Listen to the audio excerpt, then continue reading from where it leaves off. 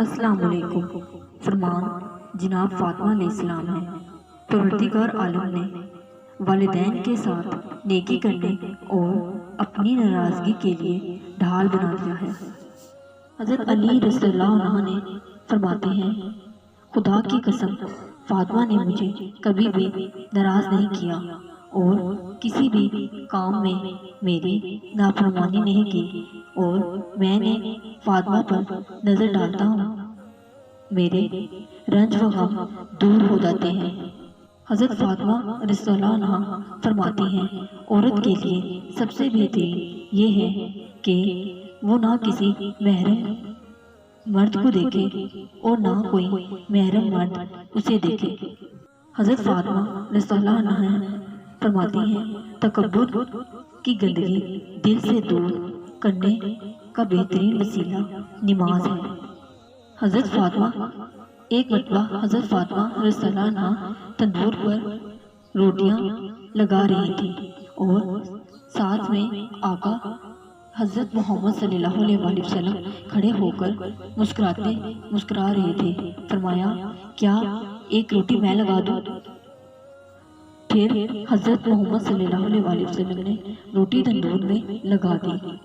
پھر حضرت فاطمہ نے کہا، یہ روٹی تو پک نہیں رہی۔ آپ صلی اللہ علیہ وسلم نے فرمایا، جس چیز کو میں ہاتھ لگا دوں اس پر آگ حرام ہو جاتی ہے۔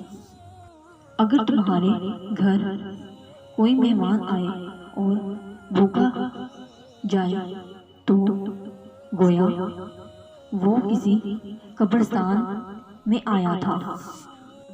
ایک عورت گھر میں آتی ہے، گھر کے کام اور بچوں کی تربیت کر رہی ہوتی ہے اور اس وقت اللہ جل جلالہ سے سب سے زیادہ قریب ہوتی ہے۔ حضرت علی رضی اللہ عنہ فرماتے ہیں، حضرت فاطمہ تمہارے بعد میں اس دنیا میں تنہا ہو گیا۔ حضرت علی رضی اللہ عنہ نے فرمایا، تین رشتے بے نقاب ہو جاتے ہیں، ایک بڑھاپے میں اولاد، مصیبت میں دوست، غربت میں بیوی۔